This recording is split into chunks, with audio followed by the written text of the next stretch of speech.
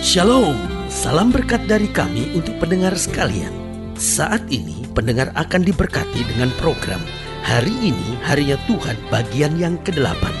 Sebuah program rohani tentang doktrin Alkitab yang menolong kita untuk semakin tertanam dalam kebenaran firman dan bertumbuh dalam kemuliaan. Bersama hambanya, Pendeta Gilbert Lumendo, STH.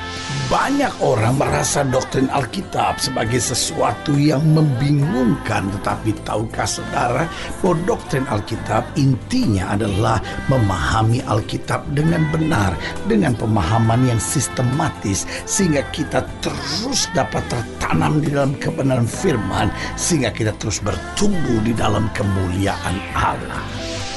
Buka hati saudara sekalian untuk menerima berkat-berkat firman-Nya hari ini. Salah satu sikap doa yang salah, salah satu sikap doa yang tidak baik, salah satu sikap doa yang saya sebut tidak dikenan oleh Tuhan adalah doa dengan amarah dalam hati. Dan kalau kita mau jujur tanpa kita sadari, seringkali dalam doa kita sebetulnya menyimpan amarah di dalam hati kita. Saya ambil contoh sederhana ketika seorang istri doa tentang suaminya, Tuhan saya udah gak tahan Tuhan, pukul suami saya Tuhan, tegur suami saya Tuhan. Saudaraku yang kasih dalam Tuhan, kita doa, tapi sebetulnya dalam doa kita amarah, kebencian yang keluar dari hati kita. Saudaraku yang kasih dalam Tuhan, ini kita harus ingat bahwa dalam doa kita harus punya hati yang bersih. Jangan sampai kita mengucapkan kata-kata yang mengutuk. Bahkan ada banyak orang tua yang mungkin karena gak tahan lagi dengan masalah. Padahal ingat bahwa masalah itu terjadi untuk kebaikan kita. Dan walaupun situasinya menyakitkan, sudah punya anak nakal sekali, belum tentu itu 100% salah anak saudara. Siapa tahu saudara juga salah memang dalam mendidik. Siapa tahu juga mungkin ada teladan-teladan yang tidak baik yang dia belajar sebetulnya dari saudara. Dia jadi kasar, dia jadi berontak karena memang saudara sebagai ibu selalu berontak pada suami, kasar terhadap pembantu misalnya. Sehingga anak saudara belajar semuanya itu.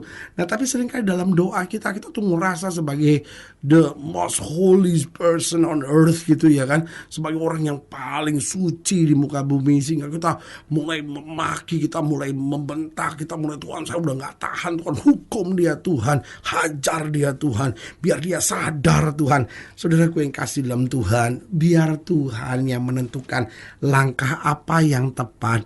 Tugas kita, kalau memang kita sudah gak kuat, memang kita sudah gak tahan, kita serahkan kepada Tuhan. Karena nasihat firman Tuhan sangat jelas. Alkitab bilang, kuasai diri, jadi tenang agar kita dapat berdoa. Dengan lain kata, ketika ada amarah di hati kita, ada kebencian, ada letupan-letupan emosi dalam jiwa kita, maka di hadapan Tuhan kita bukan sedang berdoa. Karena seorang disebut berdoa di hadapan Tuhan adalah seorang yang menguasai diri dan menjadi tenang. Berarti doa dengan amarah menjadi doa yang tidak bermakna. Tapi doa dengan hati yang bersih menjadi doa yang penuh dengan arti. Haleluya. Selamat datang dalam program kita hari ini, Harinya Tuhan. Sebuah program rohani yang kembali mengingatkan kepada kita betapa pentingnya kita menjadikan firman Tuhan sebagai dasar keseharian hidup kita. Karena selama kita jadikan firman Tuhan sebagai dasar keseharian hidup kita, langkah-langkah ke depan kita penuh dengan kepastian, kemenangan, berkat, mujizat, dan perkara-perkara yang besar. Haleluya. Dan di dalam program ini kita sedang bicara tentang marah dalam doa. Nah, saudaraku yang kasih dalam Tuhan, Tuhan mau doa kita berkuasa. Tuhan mau doa kita penuh dengan mujizat. Tuhan mau doa kita penuh dengan kemenangan. Tetapi saudaraku yang kekasih dalam Tuhan, kita juga harus punya sikap yang benar di dalam doa kita. Nah, itu kita belajar dari pribadi Yunus, dan kita mau belajar dari Yunus pasal 4. Yunus pasal 4 ayat yang pertama sampai ayat yang keempat. Yunus pasal 4 ayat yang pertama sampai ayat yang keempat. Demikian firman Tuhan. Tetapi hal itu sangat mengesalkan hati Yunus. Artinya begini, Tuhan mau menjatuhkan hukuman buat Niniwe, lalu tidak jadi karena Yunus sudah berkata, Tuhan akan menghukum kamu. Tapi karena ada pertobatan, lalu kemudian Tuhan membatalkan penghukumannya dan Tuhan ganti dengan berkat. Nah, Yunus merasa bahwa berarti nubuatan saya tidak tergenapi dong. Karena di zaman itu kalau seorang nabi bernubuat dan tidak tergenapi, dia harus diseret keluar kota dan dilempar batu sampai mati. Nah, hal itu sangat mengesalkan hati Yunus, lalu marahlah ia dan berdoalah ia kepada Tuhan. Di ayat yang kedua dikatakan, katanya, ya Tuhan, bukankah telah aku katakan itu ketika aku masih di negeriku? Itulah sebabnya maka aku dahulu melarikan diri ke Tarsis, sebab aku tahu bahwa Engkaulah Allah yang pengasih dan penyayang, yang panjang sabar dan berlimpah kasih setia, serta yang menyesal karena malapetaka yang hendak didatangkannya. Jadi sekarang ya Tuhan, cabutlah kiranya nyawaku, karena lebih baik aku mati daripada hidup. Tetapi firman Tuhan, layakkah engkau marah? Nah, saudaraku yang kasih dalam Tuhan, lalu Yunus di sini terlihat dalam amarahnya mulai membenarkan diri, bahkan mulai membenarkan diri atas kesalahan-kesalahan masa lalunya.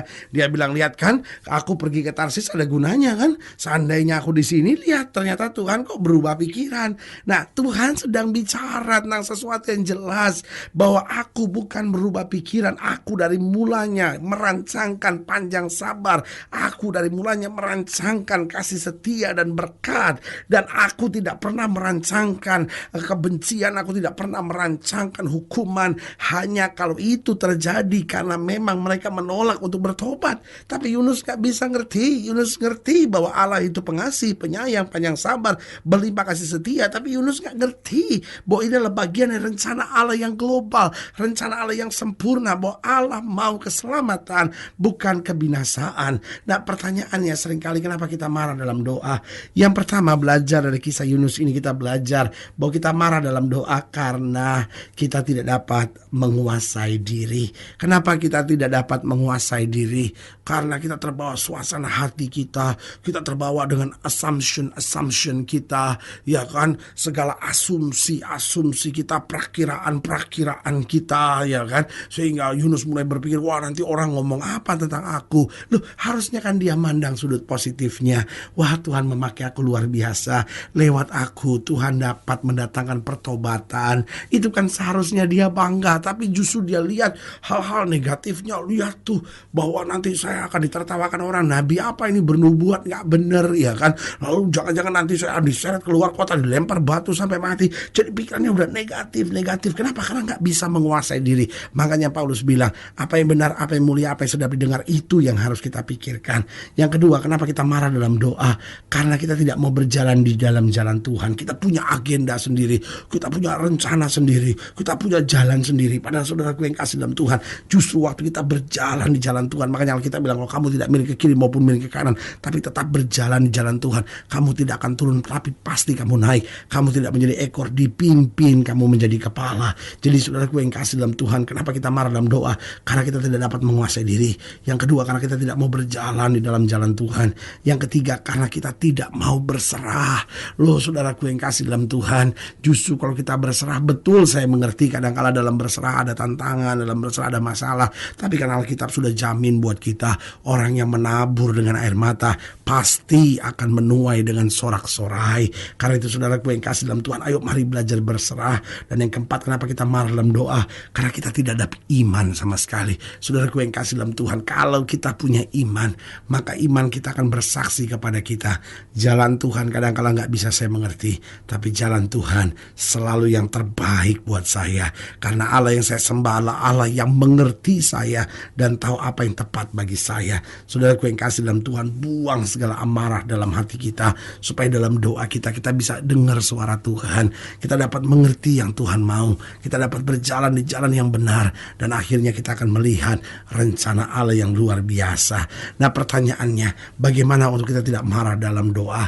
Mungkin sudah berkata, tapi saya udah jengkel sama suami saya udah jengkel sama anak-anak saya udah jengkel lihat orang yang pernah saya tolong tiba-tiba berbuat begini dalam bisnis saya, pendeta. Saya tuh udah jengkel betul. Bagaimana untuk kita tidak marah dalam doa? Yang pertama, belajar memahami jalan Tuhan. Apa artinya jalan Tuhan? Alkitab sudah bilang, jalanmu bukanlah jalanku. Artinya kadangkala Tuhan tidak menuntun kita seperti yang kita mau. Kenapa? Yang kita mau itu bisa menuntun kita pada kehancuran, tapi Tuhan menuntun kita ke jalan yang kita belum tahu.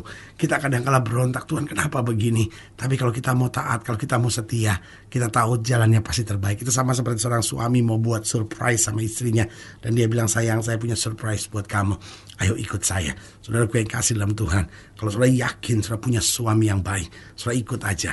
Kenapa? Mungkin saudara belum ngerti, mungkin saudara belum tahu, tapi hasilnya pasti baik. Itulah Tuhan yang kita sembah. Kalau kita mulai belajar memahami jalan Tuhan, kita nggak perlu tahu kemana kita sedang berjalan. Kita juga nggak perlu tahu di mana kita sedang berjalan. Tapi yang perlu kita tahu sama siapa kita sedang berjalan. Itulah Yesus yang memberi kepastian buat kita. Yang kedua, bagaimana untuk kita tidak marah dalam doa. Belajar pasrah dan berserah kepada Tuhan. Belajar bersyukur, belajar berserah, belajar pasrah kepada Tuhan. Dan bilang, Tuhan, pokoknya jalan Tuhan itu yang saya ikuti. Pokoknya Tuhan, saya ngerti. Makanya Yusuf berani berkata begini, manusia boleh mereka-rekakan yang jahat, tapi Allah mereka-rekakannya untuk kebaikan. Dia pasrah, dia berserah kepada Tuhan. Yang ketiga, bagaimana untuk tidak marah dalam doa. Belajar menyadari bahwa doa dengan amarah menjadi doa tanpa kuasa. Kita akhirnya ngerti, iya Tuhan ya, semakin saya marah, semakin saya nggak lihat kuasa. Buat apa saya tetap begini? Lebih baik saya serahkan segala kekhawatiran saya kepada Tuhan.